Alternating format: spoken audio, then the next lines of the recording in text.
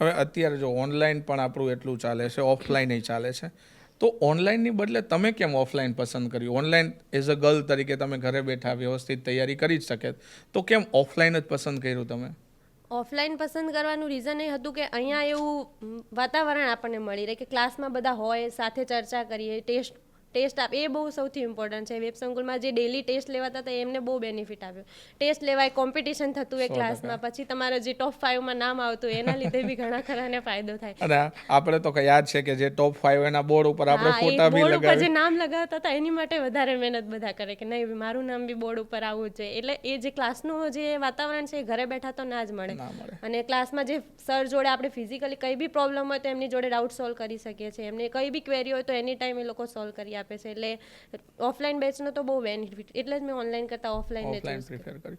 હવે જ્યારે પહેલી વાર આપણો ફોટો આવે બહાર નોટિસ બોર્ડની ઉપર, તો તમારું રિએક્શન કેવું એના કરતાં તો આપણા જે સાથી મિત્રો હોય જે આરે તૈયારી કરતા હોય એમના રિએક્શન કેવા રહેતા? હા, એમના રિએક્શન એવું જ કે મારું બી એકવાર તો અહીંયા નામ આવવું જોઈએ એમ.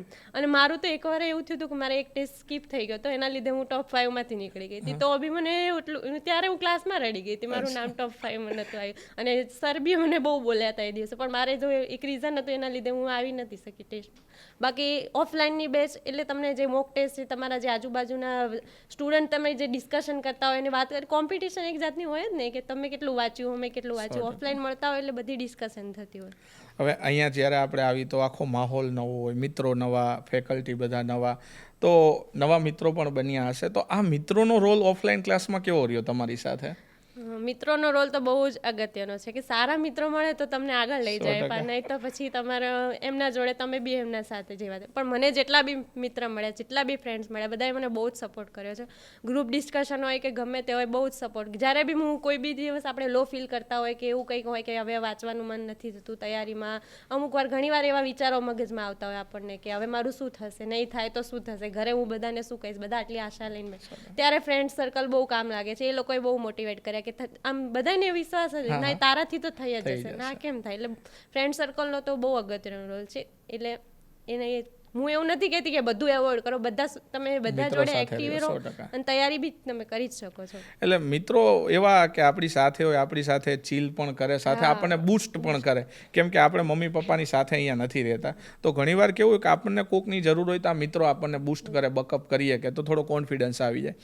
હવે જ્યારે ક્લાસરૂમમાં ભણતા હોય તો પહેલાં તો ક્લાસરૂમનું વાતાવરણ કેવું હતું, ક્લાસરૂમની શિસ્ત કેવી રહેતી, અને સાથે જે આપણા ફેકલ્ટી મિત્રો છે, બહુ બધા નિષ્ણાંત ફેકલ્ટી મિત્રો, એમની ભણાવવાની પદ્ધતિ વિશે શું કહેશો તમે?